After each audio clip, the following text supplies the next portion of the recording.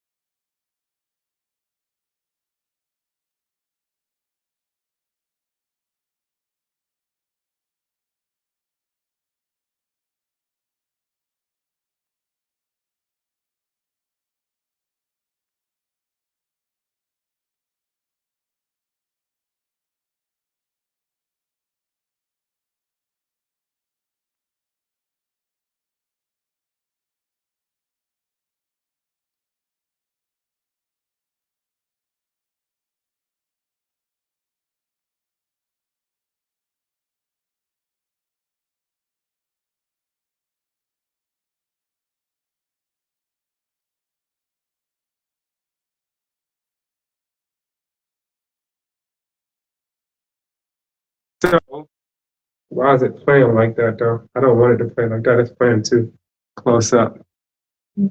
I see you, Celeste. You really close to your camera too. Look, let me take a picture. I can see you, Celeste. I'm gonna try to shrink this. This one. You can give me your phone. I can see you, but it's got you really close, so you might have to put your phone back just a little bit. It did this last time too, so don't worry.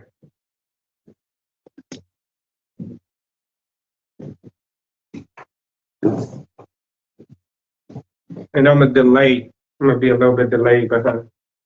Oh, it's delayed like I don't know what. Can you hear me? Can you hear me?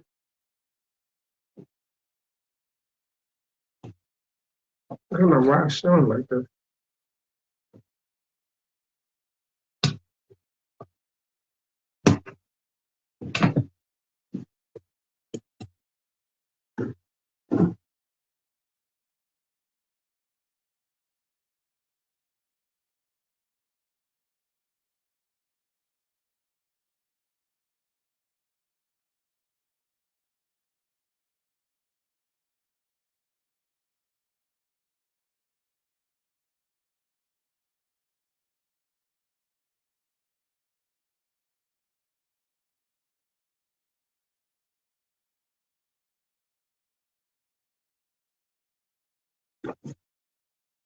Celeste, can you hear me? Can't hear You you. can't hear me? Just a second, I think. Can you hear me now? Can you hear me? Can't You hear can't hear me? Just a second, I think. Can you hear me now? Can you hear me? I don't know what it's. Turn yours up.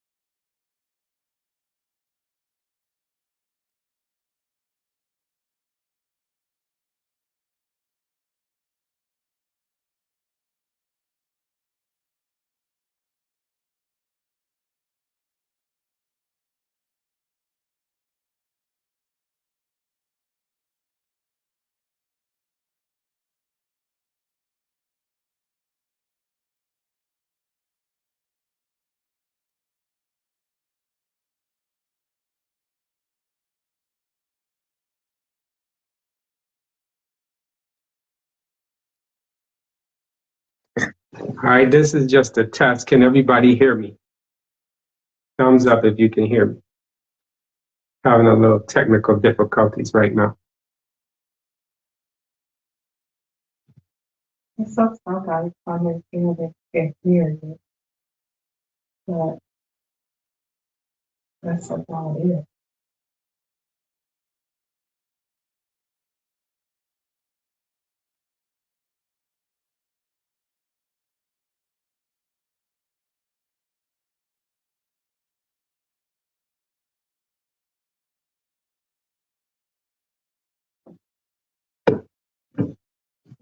Okay, thank you.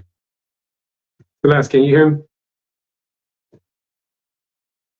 You can hear me on the on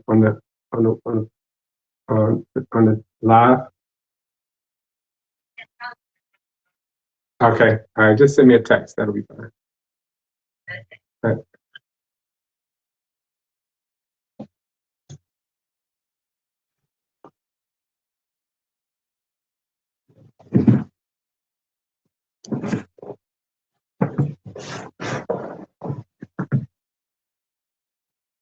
Am I too close, Chandra? I can't see you. See her.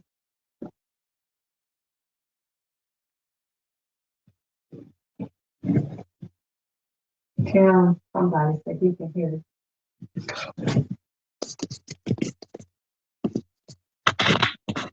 you. Now, like, yes, again. Oh, okay, that's fine. Yeah, that's fine. That's what I asked you. Can you see again? I just seen you now. Celeste, can you hear me?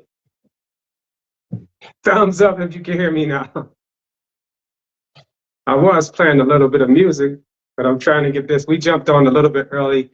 Thank you all for your patience. We are trying to get this all squared away.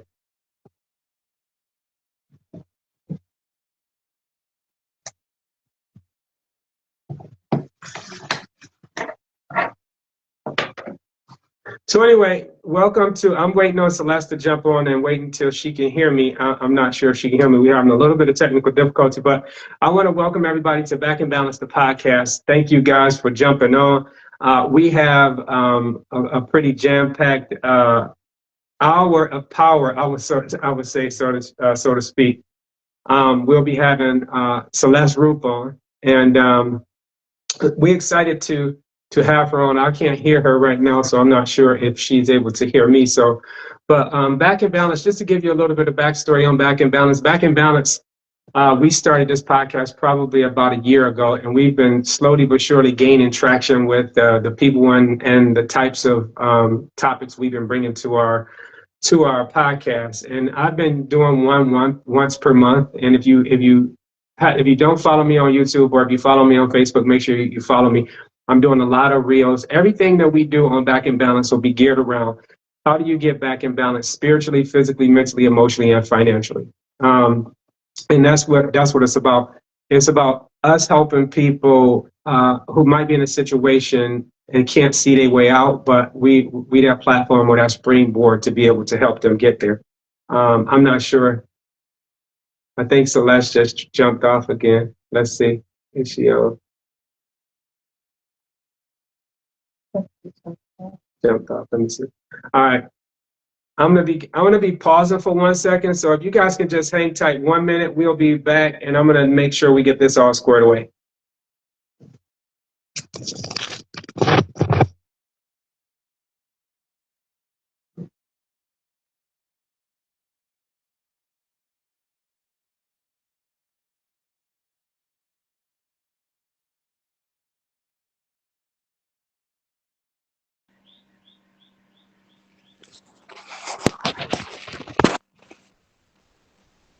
All right, Celeste, I think I can hear you now. I can hear you finally. What was it? I don't know. All I did was leave the room and then re-enter the room. I didn't do anything last time, so I'm sure it was probably people who joined who were praying that it would work. Hey, like I'm gonna be turning my camera around here in a second as I'm getting things ready, but we needed a little bit of prayer. Not just this time, we needed some last time too. I say for those of you that's listening in, I'm a believer in Jesus, and I'm a follower. I'm a disciple. But I always say that the enemy is always throwing his attacks. So this may be one of them. But Left church, messaging one of my friends, and I was like, "Please pray against technical difficulties." All right. So. Okay, I was playing some music before you jumped on. I was playing, who is that? I was playing Diamond District. That's one of my favorite groups that I like to listen to. But for those of you that's on, thank you for jumping on. I was playing a little bit of music, but then I had to step away to get everything situated. So welcome. Thank you guys for being patient. Celeste, thank you for jumping on early, and then us being able to get to hear each other. So just a bit ago, Celeste, prior to you jumped on, I was telling everybody about the podcast itself. Now, obviously, I'll tell them a little bit about our backstory, and then you can tell them a little bit about you. But our topic for today, for today's podcast, Celeste and I have been talking for the last couple months or so, but she did me the pleasure of coming on. But the topic of today is the language of scars. And I'm going to let Celeste tell you all a little bit more about that. But, we all obviously go through things in life, and we all go through, I would say, adversity and opposition, and we go through trials and tribulations, and those things sometimes can leave scars. And Celeste is here to talk about that. And just to give you all a little bit of how this goes, it'll just be some, 5 questions I have them listed, but we're going to dive deep. I'm going to unpack. I might be chiming in during times. And then I'm going to do this a little bit different since we have some friends and family on. At the end, if you all have any questions for Celeste or want to figure out how to get in contact with her, please be sure to raise your hand and chime in with the questions. But so thanks a lot for jumping on, Celeste. Thank you for jumping on. What's going on, Celeste, in your neck of the woods in Kentucky? Well, it's the beginning of spring break, so I'm enjoying thinking about everything except for school at the moment and having a breather from being in the meat grinder. So I'm enjoying spending time with friends and family and sleeping and doing fun things that are not academic related.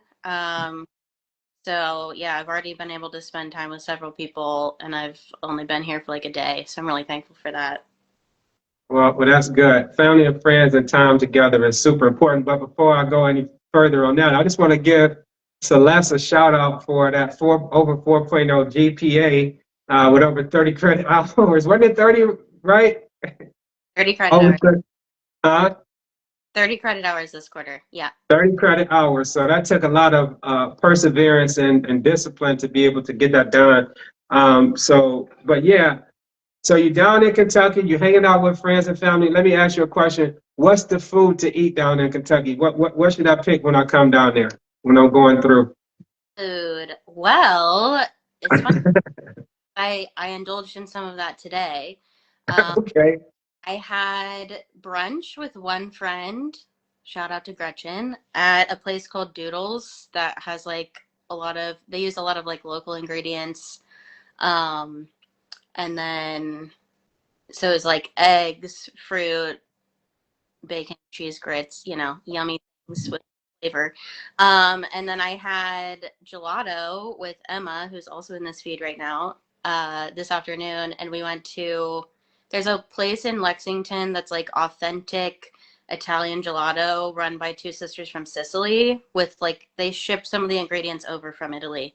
So we went. Oh, wow. For that, because they're only open on weekends right now, so we had to hit that up. But yeah, there's, it's not that different from Georgia. The food actually has flavor, which is great. I love my Midwest family, but the obviously lacking in flavor. So anyway, yeah, we just have meat, vegetables, et cetera, et cetera, et cetera. Now they say if you ain't sneezing, it ain't season. What is that true? You mean like the pollen? No, just like the seasoning on the food. I wouldn't say it's like insane. The cheese grits I had earlier did have a good amount of seasoning in them. But I thankfully was not sneezing. So that's good. That's good. Now, one more question about Kentucky. Why do they call Kentucky the bluegrass state?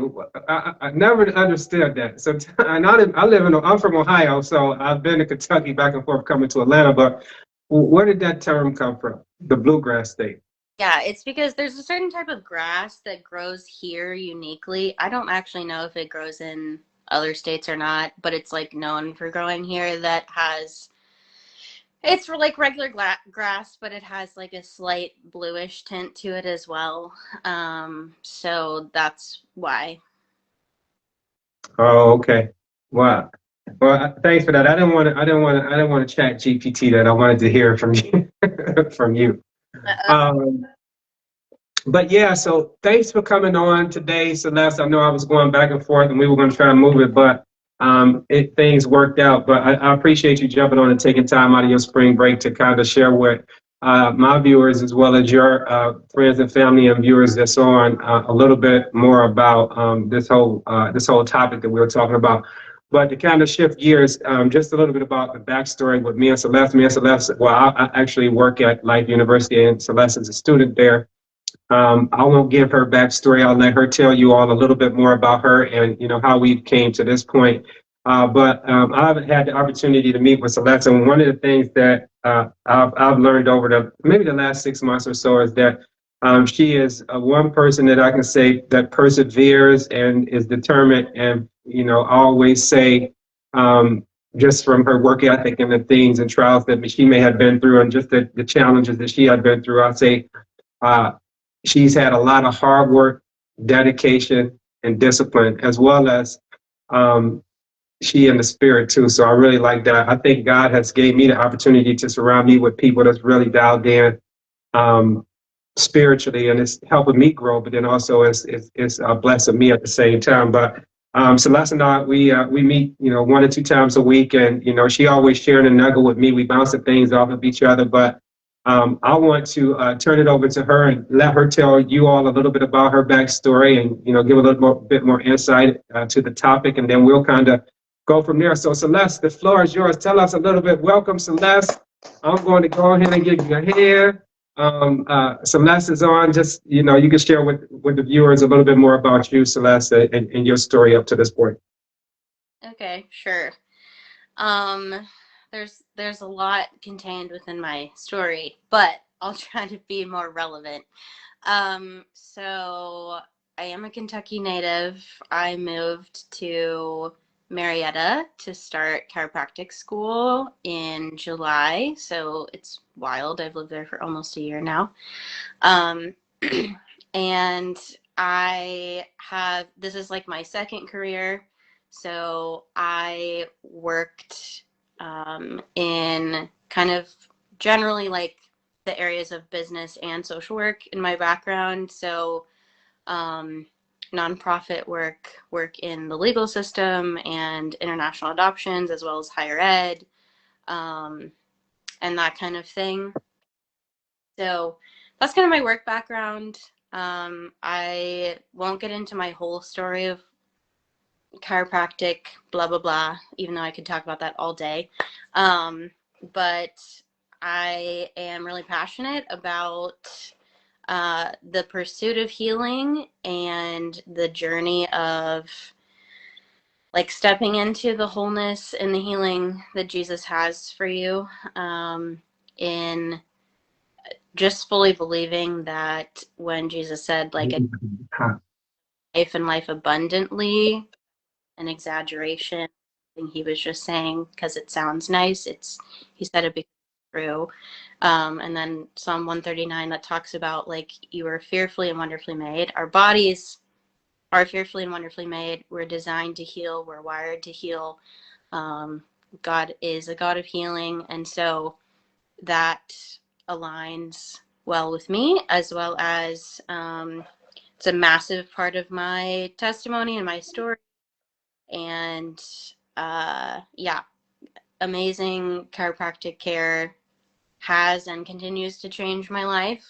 And yeah, I'm super, super passionate about it, super jazzed about it, excited to be and humbled to be hopefully, Lord willing, an exceptional vessel of healing in the future. But yeah, I've had a fair share of a lot of suffering and a lot of trials that have been part of my journey up to this point, in several areas of my life. And so some people have said that perseverance is my middle name. Right. Or, that being a very large theme in my story. And so I enjoy talking about that topic and sharing, and also just learning from other people's stories as well. Okay. So yeah, thanks for sharing that. And obviously, you mentioned you've been in one career and you transferred over to the DC program. What intrigues you most about being a re-entering back into the education sector, as far as from a student perspective? What are some of the challenges that you face? What are some of the rewards that you see as well? I just kind of like want to hear a little bit of that. In my experience as a student, Yeah. well, it was weird to be a student again, because it's a huge adjustment. It's a huge adjustment from the working world, because in the working world, Dr. Smith has talked to me about this too. He was like, the reason why it's so hard to be a full-time student at the graduate level or a doctorate level, which obviously I'm in a doctoral program, is you, like in the working world, you have boundaries and you have like designated free time, and you can, like, for the most part, leave work at work and then have free time. And as a student, it's like you don't have that. You're just always expected to be doing work 24/7. And so it is tough. The program is absolutely brutal. And you learn so much from people because there's so many different types of people there. You have, like, I got that email a couple days ago that came through with the press release about the DC student who just graduated, who was like on the rowing team at Yale and was like pre-med there. And then COVID happened and her eyes were open to a lot within healthcare. And so she decided to become a DC instead of an MD. And so you have people like that who are like from halfway across the world. There were like 5 people from 5 different countries in my cohort, like first quarter. And then you also have people who, like a sweet, sweet man who's really blessed me and started to pour into me a little bit on campus is someone I was in class with this quarter in integrative medicine, and he is a 13th quarter DC, so he only has 1 quarter left, and he's in his like residency right now, which we call the peak program. Served 34 years in the military. Him and his wife have homeschooled 7 kids, and he's lived so much life. And he's been like such a sweet encourager, like father type figure. And has been really kind to me. So it's like you have every like kind of people from all these different walks of life, and then you have people who are just like a normal person who went to a big state school and they're like a 22-year-old fresh out of undergrad. So there's really such a huge variety of people on campus. And it's very humbling because you're alongside people who are not, you cannot be like an average student and be in the DC program and make it through. Like you have to be like cream of the crop, because it pulls everything out of you. And we can talk later about the topic of like pressure and what comes out of that and the spiritual context for that. But yeah, from an academic standpoint, it's been like the most difficult thing I've ever done and very trying. But it's also, those are the same things where you see like God's grace and strength that he gives you that is way outside of yourself. Because it's like I texted you the other day. How in the world did I end a 30 credit hour quarter with a 4.0? Like that doesn't make any sense. Right.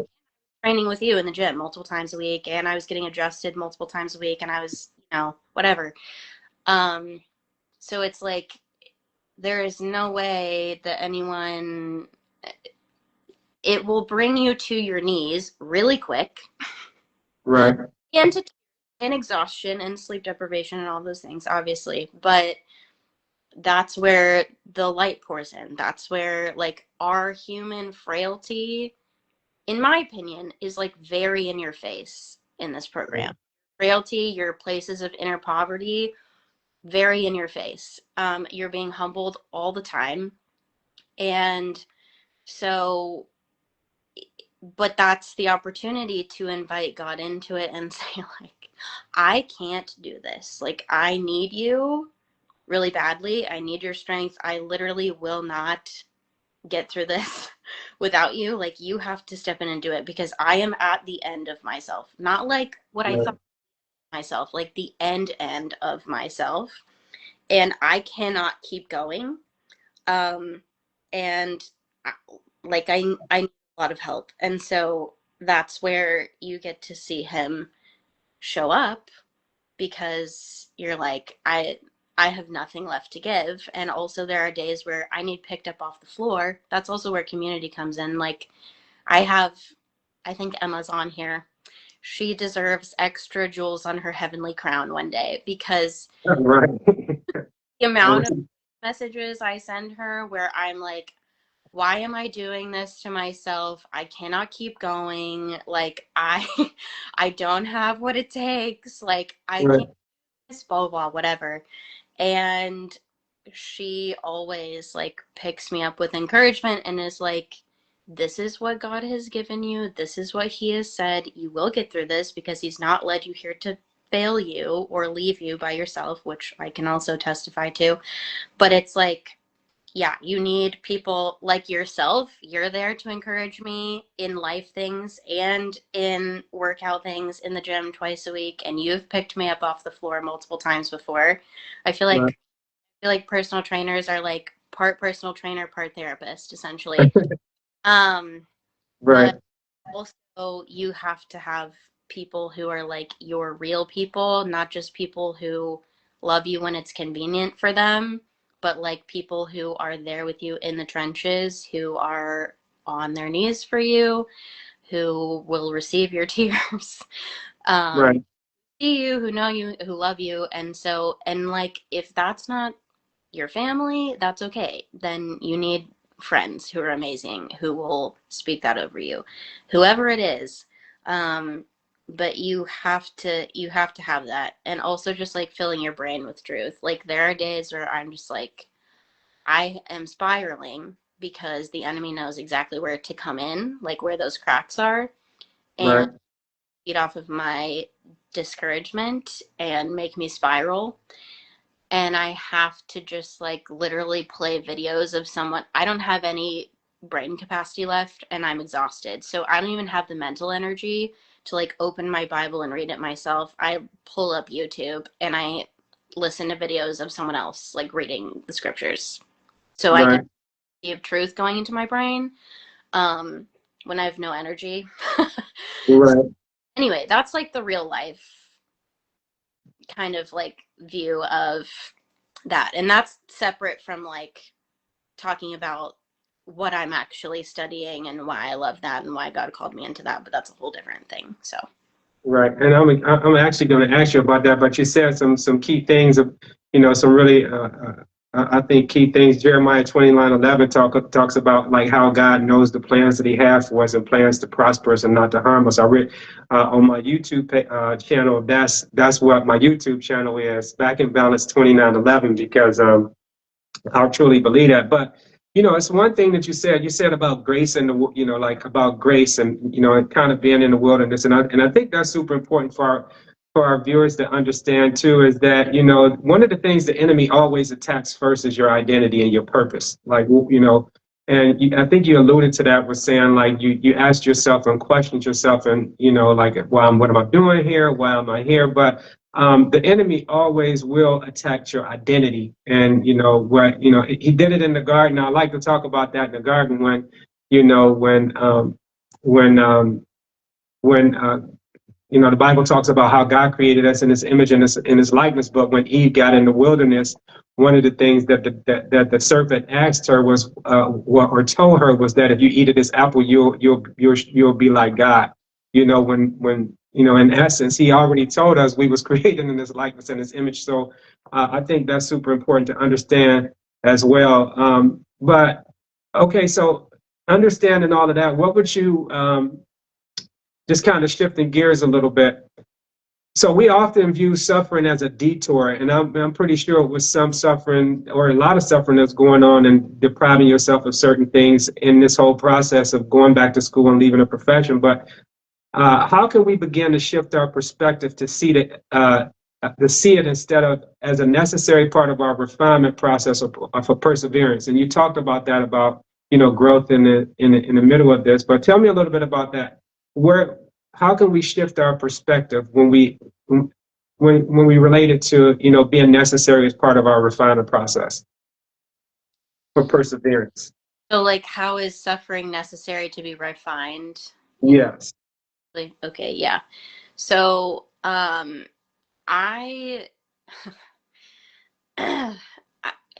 if you think about just at a basic level, if you think about like the people that you look up to most, whether it's people that you know personally or people from throughout history, like any of the saints who have gone before us, right? Who are in heaven in the cloud of witnesses.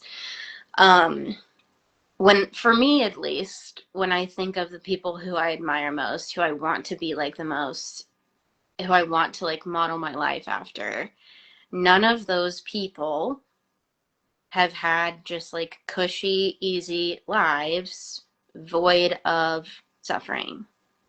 Not a single one of them. And I don't think that that's evidence. And so, first of all, we have to shed any kind of entitlement and understand that, like, Jesus did not say, I have to give you everything you ever wanted and a cushy life here on this earth. Right.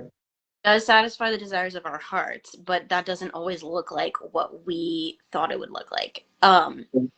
But he he is our model as Christians, and he said, if you want to be my disciple, take up your cross and follow me. Take up your cross is not running and skipping in a flower field with coffee in your hand and living happily ever after, like movies like to portray. Right. It is taking up a cross. If you think and visualize that, because a lot of people are visual learners, visualize Jesus going up to Calvary, and then Saint Simon of Cyrene had to come in and help him carry the cross because Right. it was falling and he was becoming so weak after also being brutally tortured. Like, Right. that's not pushy.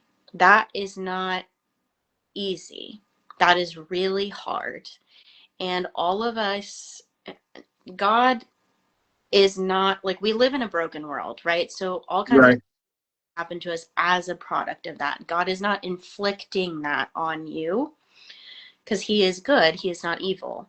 But he will, out of his permissive will, he will allow you to endure things.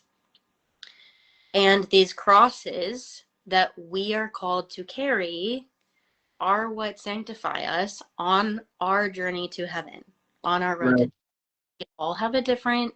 We're all Christians, and we're all called to be part of the body and all of that. And we're all called to help each other carry our crosses, but each of our journeys are different, right? Like Saint Teresa of Calcutta, Mother Teresa, her calling was to the poor and those living in the slums, and her calling is not my calling. It doesn't make it greater or less than, but our roads look different, right?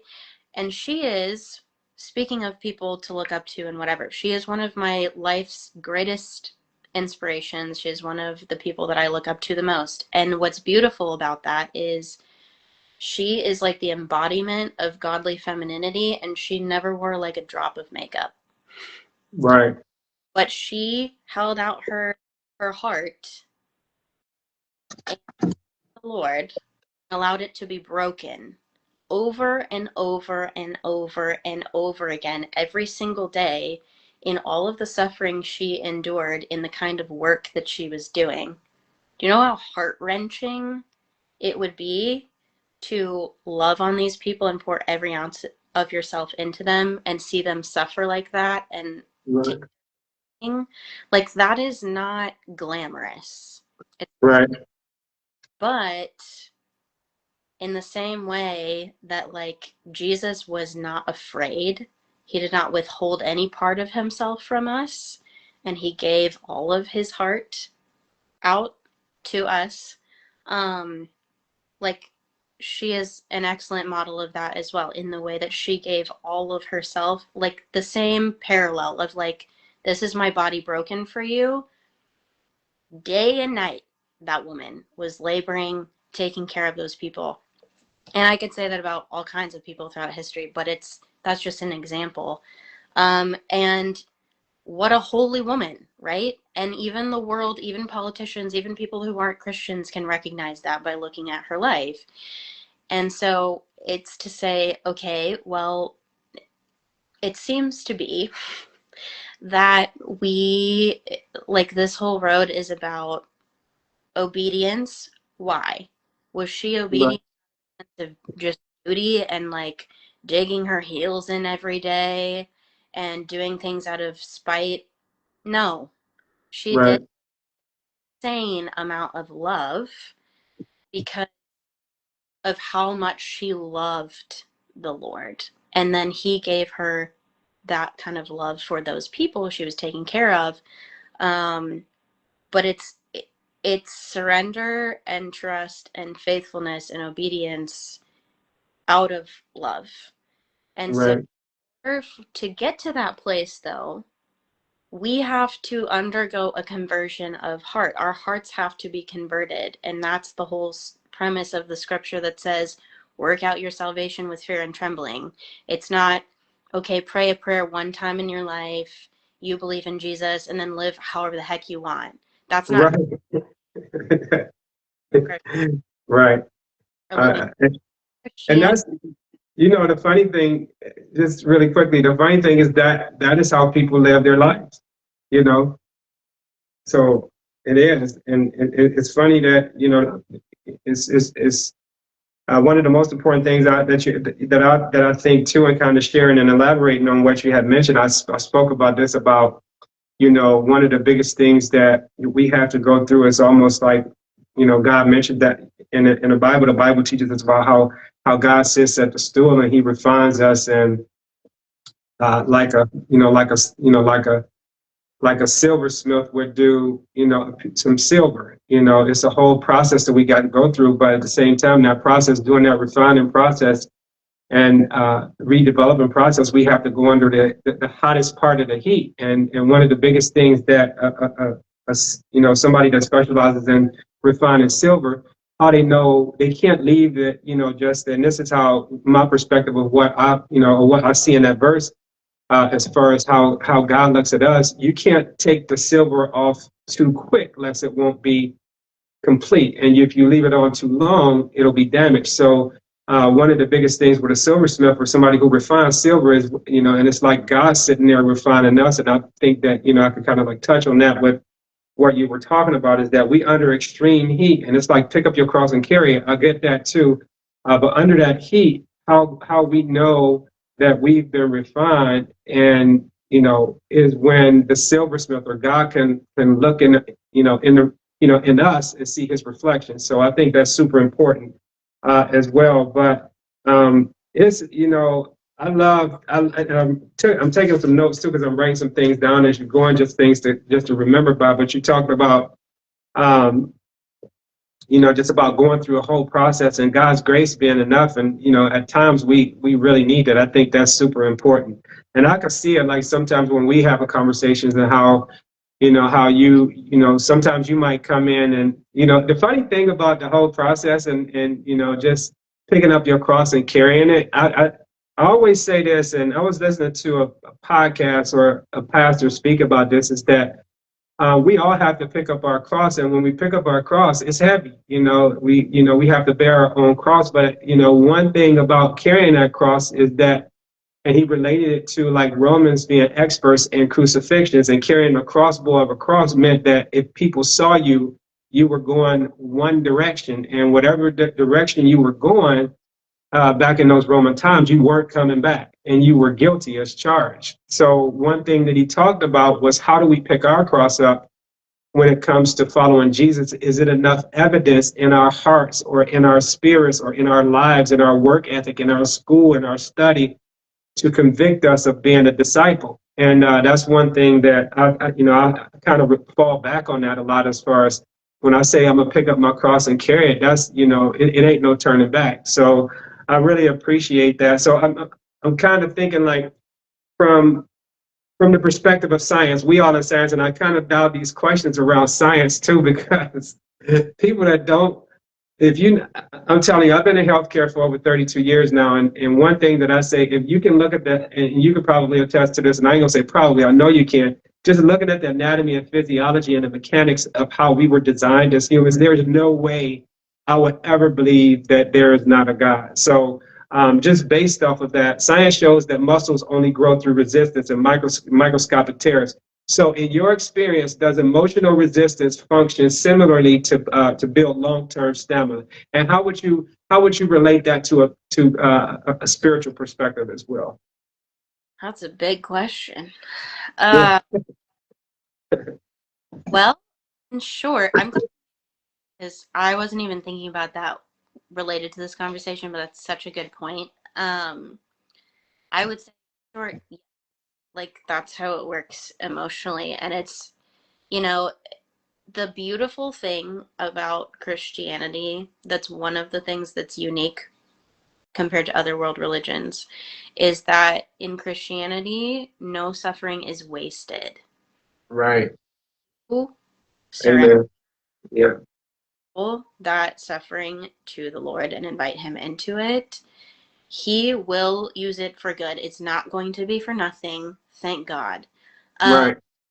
Whereas in other religions, that's not really a thing. And so the fact that not only can we offer up those sufferings like in union with Christ's passion and suffering on the cross for other people, for like different requests, prayer requests and intentions and whatever needs that they have, but also, and you can offer up your studying, like I'm gonna offer up this that I don't feel like doing right now for this other person in this need in their life, whatever. Not only can you do that, but like God will, to your point about emotional resistance and character development and all that, like He will use those sufferings to make you more holy, to make you more like Jesus. And that's like, I went through what felt like hell at the end of, well, at the beginning of second quarter, and that I was here. And one of the things that someone said to me that was really helpful was, she was like, Celeste, this is not wasted. This is going to make you more like Jesus and a better doctor one day. Right.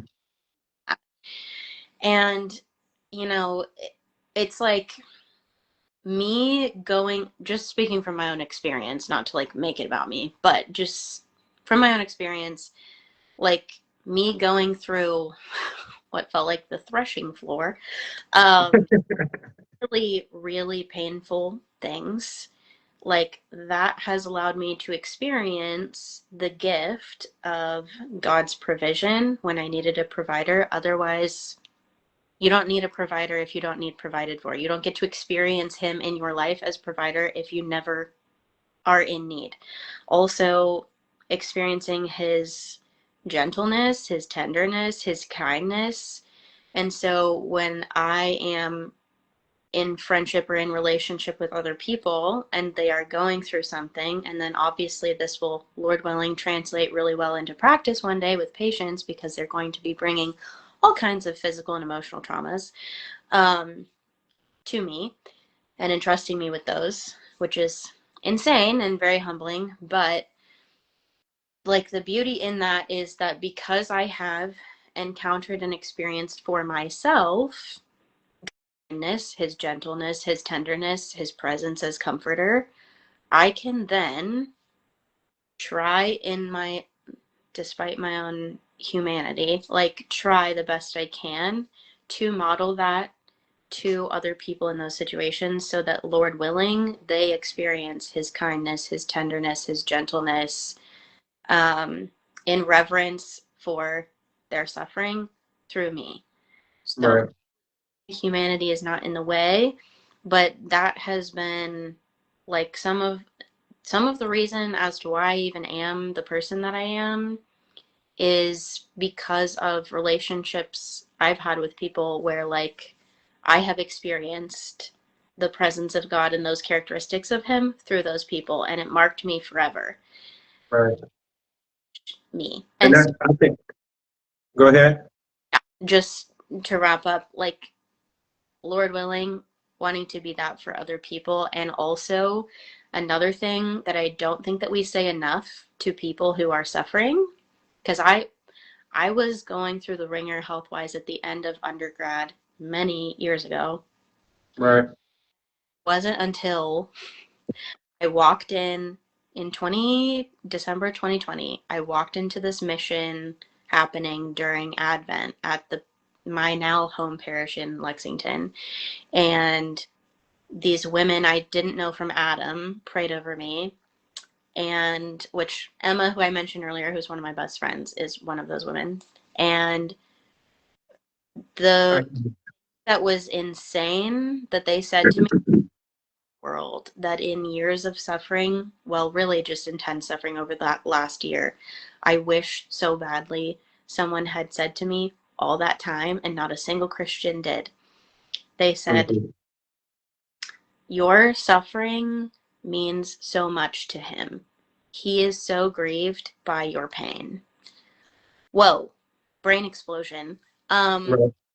Because, like, scripture talks about in multiple places in the Bible, in Psalms and in Revelation, it talks about how he collects every single one of our tears in jars.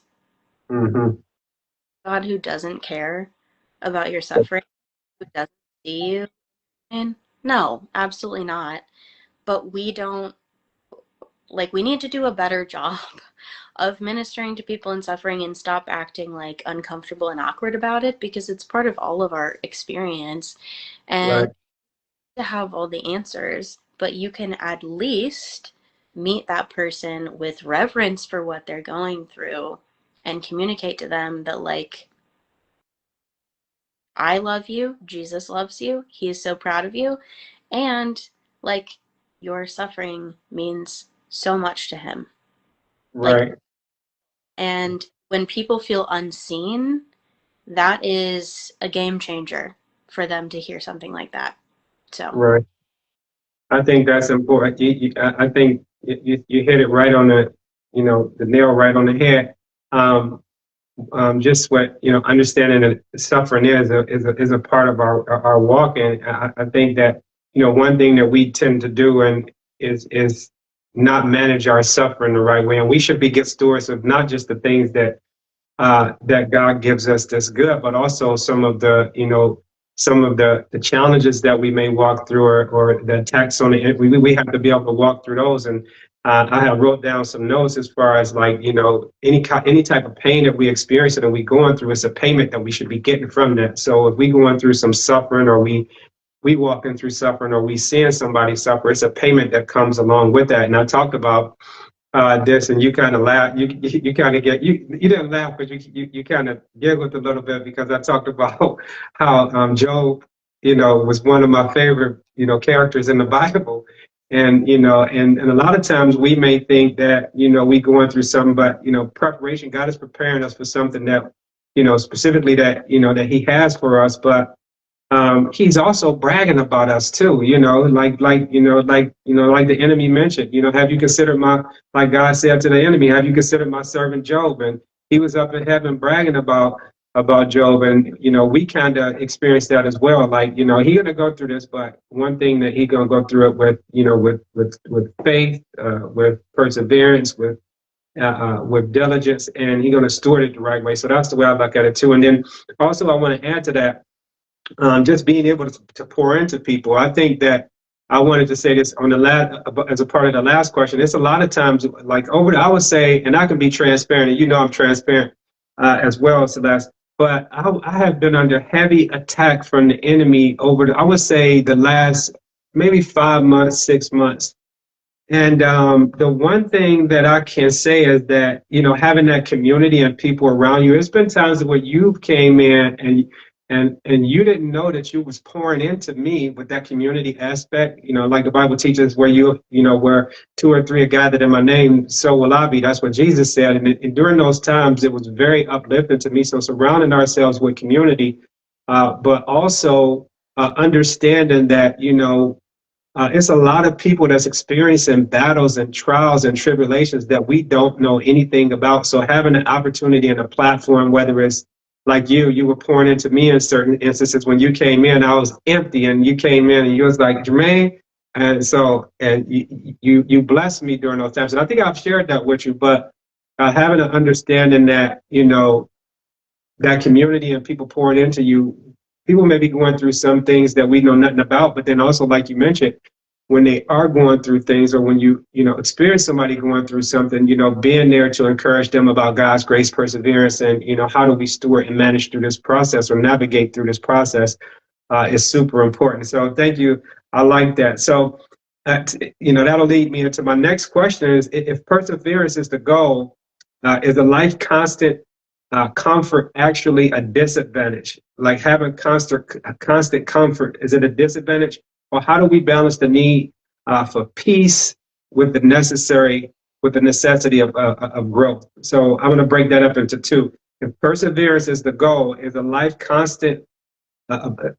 of constant comfort actually a disadvantage? That's the first part. Yeah. And how do we balance the need for peace is the second part.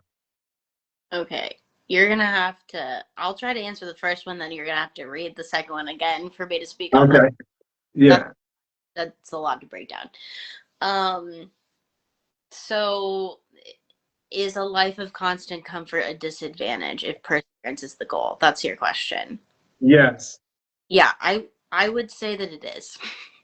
And it's not like we should go hunting for suffering. Like all of us have things that are going to happen to us. And we don't need to live in fear or anything like that. But I think, there are certain instances where people do create extra suffering for themselves, right? Like if you're just doing bad habits and then it creates ripple effects of bad things into your life. Maybe the Lord is trying to help you fix those things, and then, certain things won't feel so hard.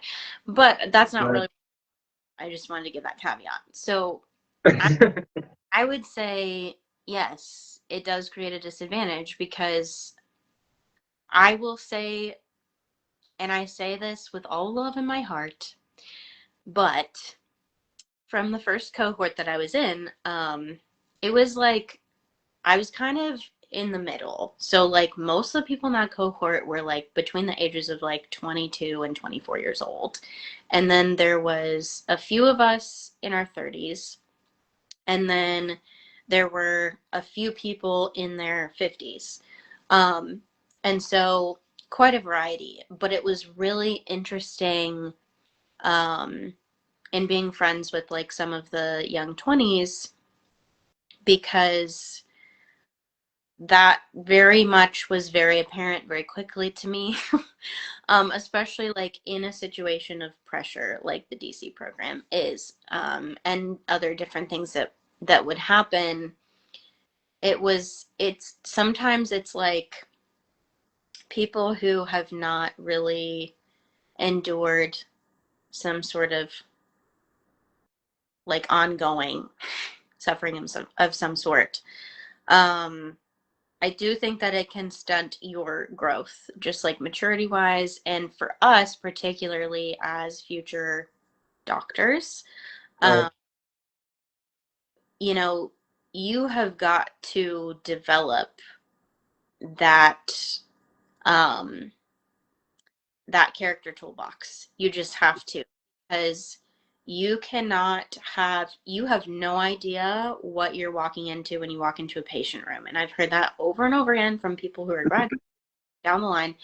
Is like you could walk into one room and a patient could be on cloud nine because they've been under your care and they didn't change anything else in their life, and they're now pregnant after like 10 years of infertility, and they're on cloud Right. because that's a miracle.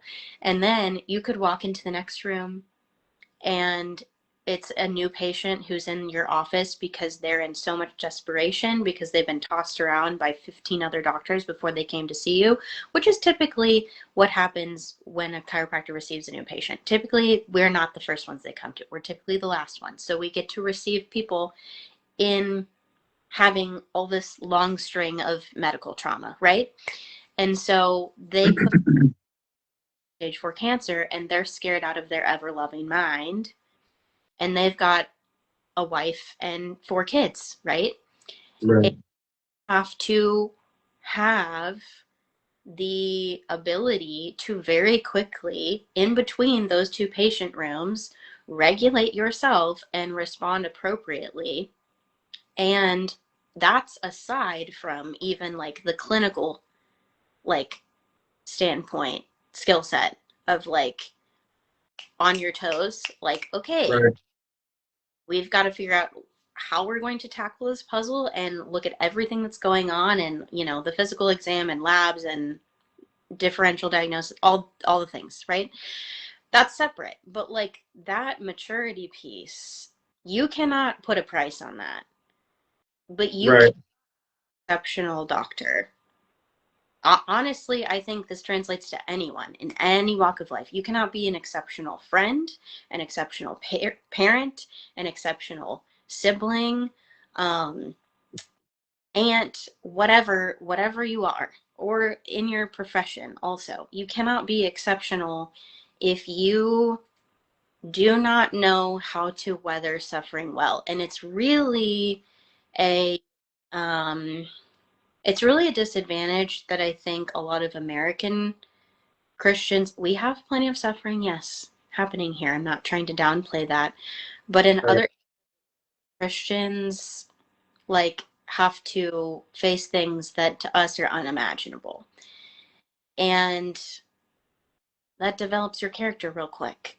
And it's like that burns away the shallowness that was remaining in them, right? Because if you are risking your life to be a Christian and go meet in a church, that's going to separate the wheat from the chaff. That's going to make you put your money where your mouth is, right? Um, Right. and so it burns away that shallowness. And I think that if we let it, like the Lord wants it to produce in us, like we can also become who we were created to be. We can also become holy, become people who actually live in virtue instead of be led by our feelings and just like doing whatever else the heck the world is doing, which is not going to lead to peace, which is lead to joy, which is not going to lead to Jesus, um, and ultimately to heaven. If that's where our gaze is set, if that's how we're aiming to live. So it requires you to be set apart. It requires you to live a consecrated life, which sounds really big and scary in those words. It's really not. It's like, Right. it's the simple way of like surrender, trust, and love. It's easier said than done. That's for dang sure. But it's like you you cannot be who the fullness of who you're created to be, and you cannot be exceptional at whatever you're trying to do on this earth if you skirt away from suffering at every chance that you get, if you don't press in, if you don't know how to endure, if you don't know how to reconcile these things, you need to wrestle with it. But the American church does not do a good job of discipling people through suffering, and that's why you see people who grew up in the church like walk away as soon as they get to college or in their adulthood or whatever, because they had no roots. And one quote that I really love that I have kept in mind in recent years in Cairo school and stuff, other life things, has been something that Jonathan Helser said. I love the Helsers. I have listened to their wisdom for years. They have a great podcast. Anyway, they are no strangers to suffering. So I've learned a lot from them, even before that became kind of a bigger theme of my life in my early 20s. Um, and something he said was, he was going through suffering and he was in prayer and he was like really wrestling with it. And he was like, Lord, like, I don't understand. And God told him, if your roots don't go deep enough, like if you try to skirt around this too soon and you don't press in, um, if your roots don't go deep enough, the branches of the tree of your life will not be strong enough to hold the fruit that is coming, that I'm Right. you. And I'm not saying that in the context of prosperity gospel or any of that. I'm not. You don't know what's in your future. You don't know what God wants to do with your life. He has amazing plans for you. I don't know what those are. But Mm. be able to handle those things appropriately and take care of the big things if you haven't been discipled, if you have not matured and through suffering and perseverance, because your immaturity won't be able to hold hefty fruit, right? Your brain Right. is young and too weak, and when the fruit comes, the branches of your life will break. So I think Right. it's really helpful. image I like to think about. Right. And I think that's super important too, because you talked about being exceptional, and I think I have mentioned that as well. I talked a little bit about that. Is that, um, one of the things I want to be is in my walk with Christ is I want God to lead me in a way to my full purpose, to be exceptional. And obviously, a tree is known for the fruit that it bears. And so, just like you mentioned, like being able to sustain like that, the fruit, if your roots are not deep enough, is super important. I talk about that is that a lot of times, and I think that for me and what I've learned too, and just kind of hearing you is that for me, it's consistency in my walk. And I think that it's a lot of different pieces that God brings into my life to help me with that.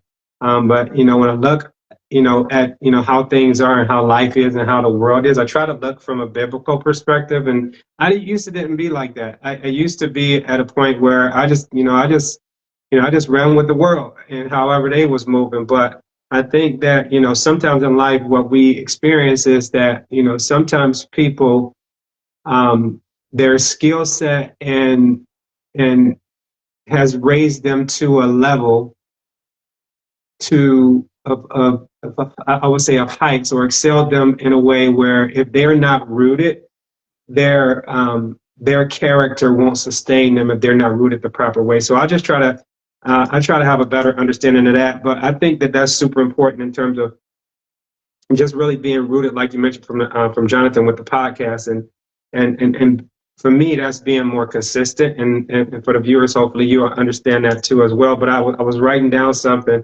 and I'll talk a little bit about that too. I talked about 1 Timothy 4:8. For physical training is of some value, but godliness is of value in every way, since it holds promise for both the present life and the life to come. And just really, I talk about that in my book, which I'll get to at the end, is that, how do we get spiritually fit day by day? It's just like, with anything in life, we have to be consistent at it, and I think that's super important as well. And we get better and better over time. But so my next question, and I'm going to slide past because I think you kind of you bundled that up in two. Okay. So yeah, you answered that. So perseverance is rarely about a single event. It's about like a lifestyle of like standing firm. How does the suffering we endure today specifically equip us for the responsibility or weight of our future callings? That's a hefty question as well. You're really throwing the heavy. Um, so how does like persevering through our current sufferings prepare us for what's coming? Yeah, and it's rarely a single event. So, but how does perseverance, not just one event, just like a culmination or just like a body of events. Uh, how does that um, lifestyle of standing firm, how does the suffering we endure today and throughout specifically equip us for the responsibility of our future calling? The things that we go through, like now, how does that how does that get us ready or equip us for our future calling? Like, say, for instance, you right now, you're going through, and I know you from your story and, from what we've been, you went through a lot, the last 3 months. And, how does that, just looking at that body of work, or even prior to that, how does that equip you for the weight of your future calling? Yeah. Um, so a couple things. One, I would say the most important thing from a spiritual standpoint is, in order to endure and persevere through suffering, you have to know who God is. Who you believe him to be will be revealed when you Right. are of some sort. And so, that's a very humbling process because it reveals areas where you're like, oh, I thought that I trusted you with this, and I actually don't. And it takes a lot of honesty to be able to like admit that, but there's no point in being fake because he knows anyway. um, Right. so I would say one of the most beautiful things that comes out of enduring and persevering through suffering is it teaches you and like really grounds you in who God is. If you are suffering well, in that you're just simply inviting God into it and surrendering it to Him and asking for His help to get through it. Because then I just think on so many things I've been through in previous years that were like in the beginning so unbelievably raw and painful and difficult for me, and I was struggling so much. But then when down the road something else happens that stirs up very similar experience or feelings or whatever, some sort of other suffering happens, it's like you have a reference book or like a Right. where you're like, okay, well, I remember that when this happened, like God did not leave me, He did not fail me, and here are all the ways where He showed up and provided. Right. And so I have to, even when my body is freaking out and even when my mind can spiral sometimes, I have to preach the truth to myself and remind myself who God is, and then just surrender it, being like, Lord, this is how I'm feeling about this, and it's really difficult and it's freaking me out. And I I know, but I know that you are faithful. I know that these things are true of your character. And so you kind of like preach the truth to yourself and remember. That's why scripture talks over and over and over. It says in so many parts of scripture, it says remember or remember what. Right. And you see Israelites act like idiots, which is how times, or they just forget. They forget that God provided a million times for them. And so then they turn to these stupid little golden calf statue thing, Right. do something with. Right. And all these other things because they're like, we're in trouble and clearly God doesn't know. He doesn't understand that we Right.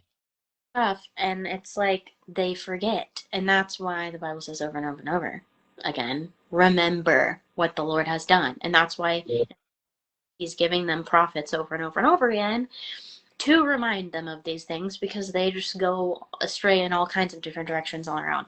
So I think that going back in the timeline and remembering very simply what God did and being like, okay, well, this is terrifying, but this other Right.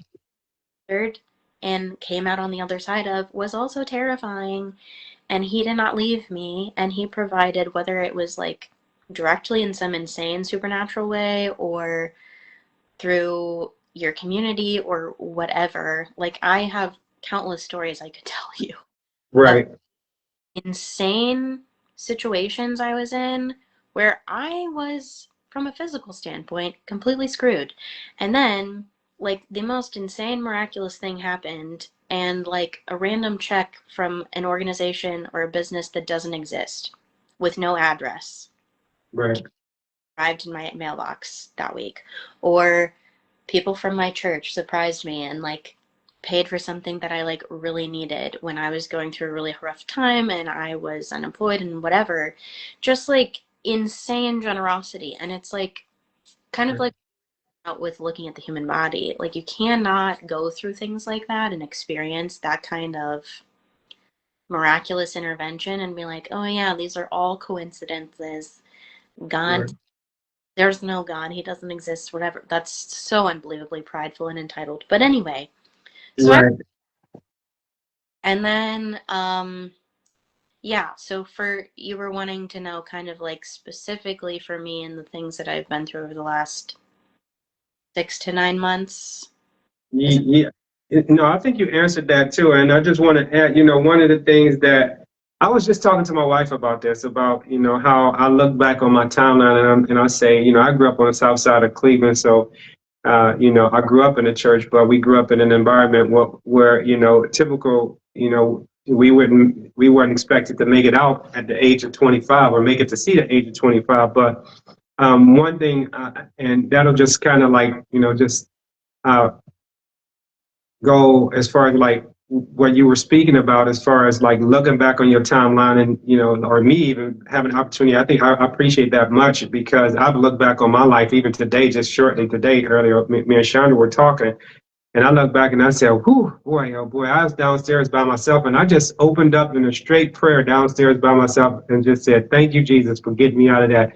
Because God's hand was involved, or like you mentioned, um, having provisions. And, you know, like I really truly believe in, you know, we can't beat God's given no matter how we try, because I've been down here 4 years and just with, you know, allowing God to work in my life and really, you know, just allowing him to just take control of my life. You know, obviously I'm still striving and still trying to get better, but to hear you say that is, you know, just allowing him and trusting in him to provide for me when I didn't think that, you know, I made a career move or a career change at the age of, I'll be 55 and, you know, in a month or so, but I made a career change at, you know, in terms of education, not healthcare at the age of 51 and moved to a whole new state. And, you know, I just really just put my trust in God and just, you know, said, hey, you know, one of the things I'm doing, I'm going to trust you to provide for me. You always said that you would. And I wasn't nearly as, you know, developed or growing. He hadn't nearly had revealed as much to me as he have now.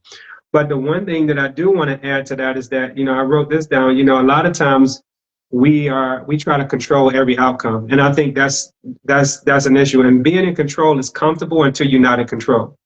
And that's super important for me.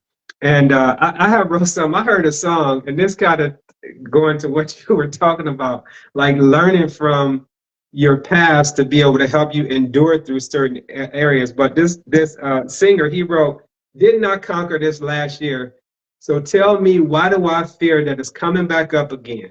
You know, and he says the devil learns from your mistakes even if you don't. So it's about the process of asking God for, you know, that discernment of, you know, learning and growing through the whole process of any like trials and tribulations or any adversity or opposition when the enemy is on constant attack that we endure.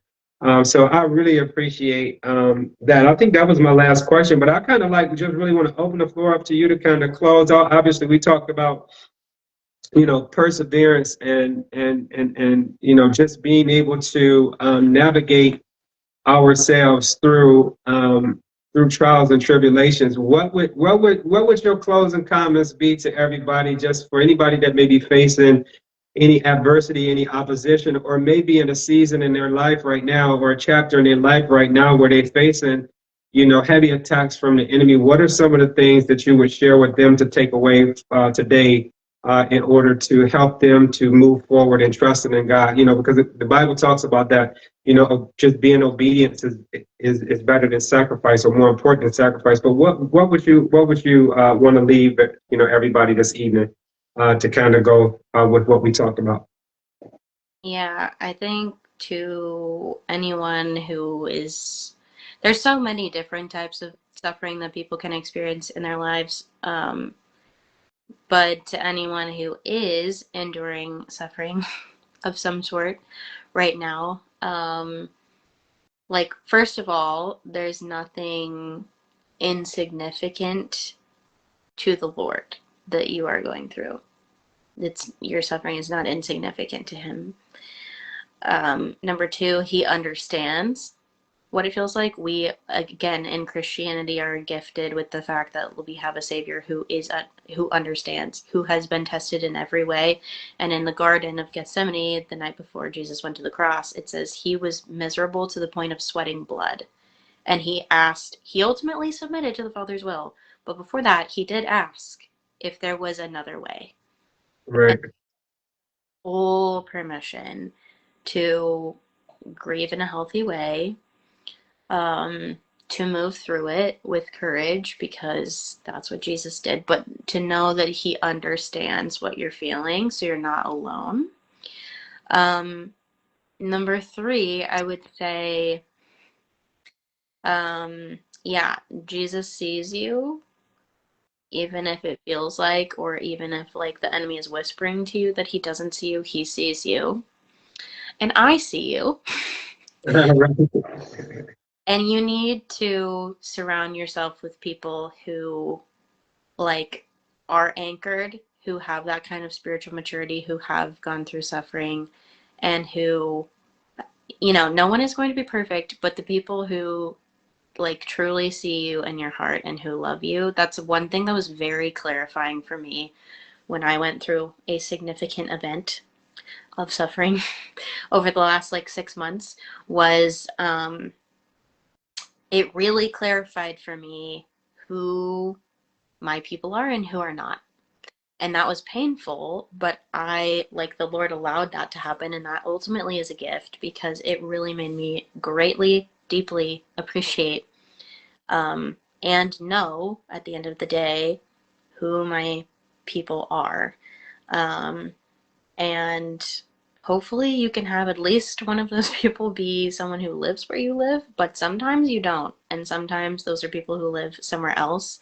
And so if that's the case, like staying connected to them via like FaceTimes or intentional texts or phone conversation or whatever. When I was going through a really hard time beginning of second quarter, like one of my friends, she's a mom and she works part-time and she has all this stuff going on, but she like took the time, this long voice message I sent her while I was crying my eyes out, and texted me and was like, I have like 30 minutes driving home from this work thing. Like, if you want to talk, I will give you my full undivided attention.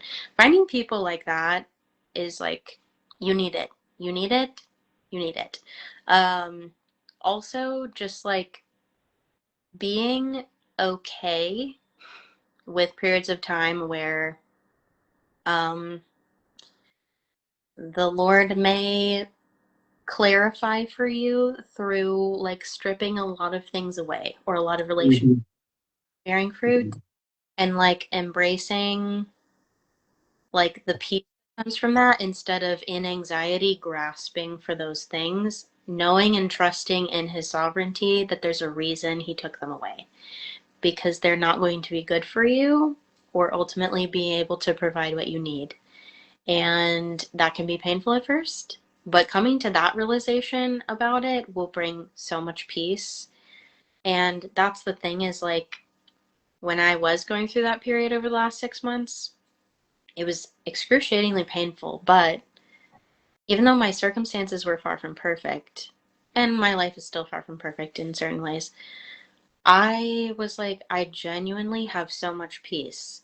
And it's very clear that it's supernatural, because it's not like I have peace because I have all these things that I want. It's peace from the Lord in spite of hurdles or whatever is thrown my way. Um, and obviously being in prayer, obviously filling your mind with truth, including scripture, and also encouraging truths from the people who do know you and love you. And also just like reminding yourself the truth about yourself, whether it's the music you listen to or what you're reading or whatever, like being very careful of what you let into your bubble, just like you should be careful of the people that you let into your inner circle and your bubble. You have to be really careful of what you're listening to, what you're watching, what you're reading, because that can like rewrite your inner voice, and the enemy can use that to like attack your identity, like you talked about before. I've experienced that very intensely. Um, and so you have to just like, that will allow you to come into a place where you have peace at the end of the day. And like, you know that at the end of the day, you only answer to one person. You don't need to put on this heavy, exhausting yoke of, I need to prove myself to all these people, blah, blah, blah. No. You only answer to one person at the end of the day. You don't have to explain yourself to anyone. Not everyone's going to understand the decisions you're making or the convictions that you have, and that is okay. Jesus was very misunderstood by people, and he promised that we would be too. Unfortunately, it's exhausting to live that way, but it's just Yeah. reality. Life, and that's okay, because if you have peace and you know what your convictions are, and you know that you're being obedient, and you know that you're being faithful to what God's put in front of you, like, you're not asked to do anything else.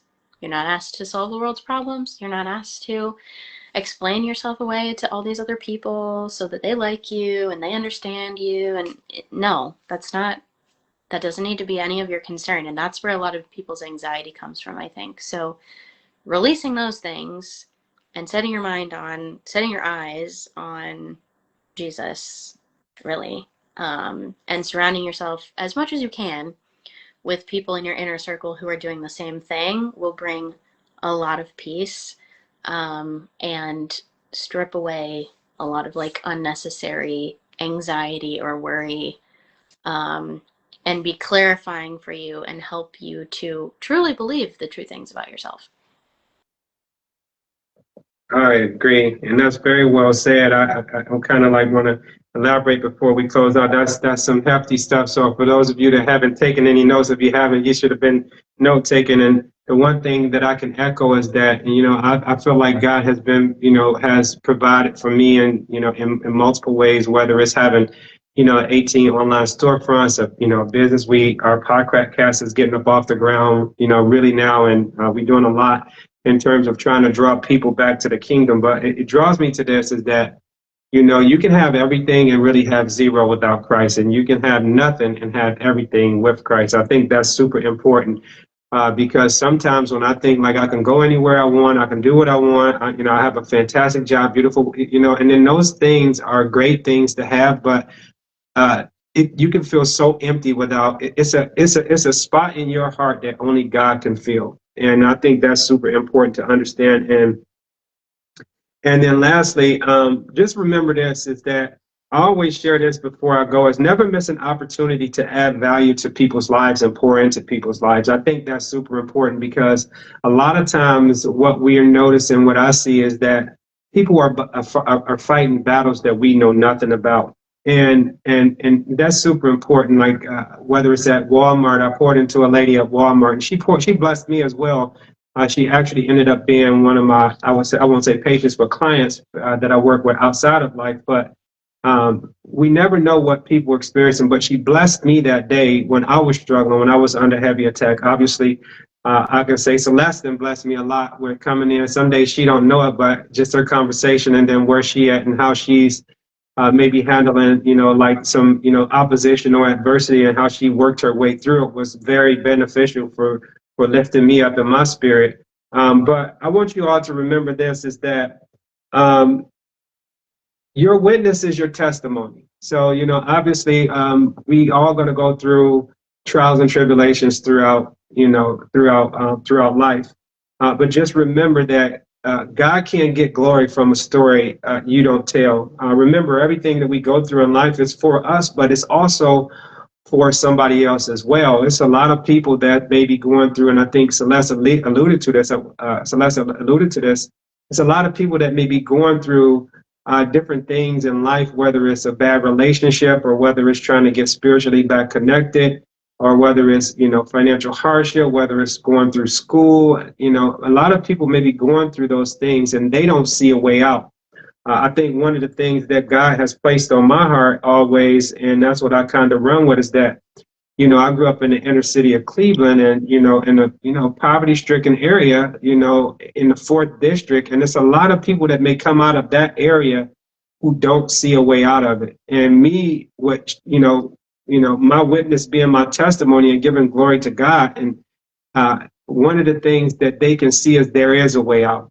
So never don't think your story is just it's just your story. Everything that we go through, our trials and tribulations, and Celeste alluded to it, is going to be able to not only help her in the face of another or any other obstacle or any opposition, but it also helps other people as well, and then that works. So, like the Bible says, that men sharpen men and women sharpen women like knives sharpen knives. We should always be looking for opportunities to lift people up. So with that, we are going to close out. Did anybody have any questions for Celeste? I do have one nugget that I always put out while you guys thinking about your questions. My book, if you haven't gotten my book, The Power of Prayer, this book has been out for almost a year right now. On some platforms, it's actually it was #1 on one platform, and we just still like getting the word out. I don't, one thing about this book is that I've written this book, printed it, and whatever it costs to print the book, that's what I sell the book for, because I think God's word should be free. But it's 90 days of devotionals, and it's getting spiritually fit day by day, and it's just one day at a time. If you haven't gotten it, for those of you that's on it, if you inbox me, I'll make sure you get a copy of it. But I appreciate everybody jumping on and listening to Celeste and her story, because her story is one of, I would say,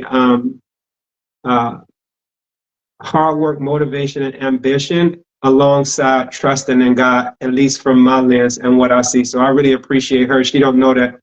Well, I've shared it with her, but she strengthens me. A lot of times I come in with understanding, what it takes to step away from a career to move into another career, and really just depending on God to get us through these situations and get us through this, to see us on the other side. So with that, if nobody has any questions, thank you all for jumping on. This will be able to be on my channel. It'll be on my YouTube channel, so you'll be able to check it out on there. I really appreciate it. Celeste, thank you so much. Do you have anything else that you want to add, but I just thank you for coming on and sharing just your knowledge and your experience and things that, just your witness and your testimony.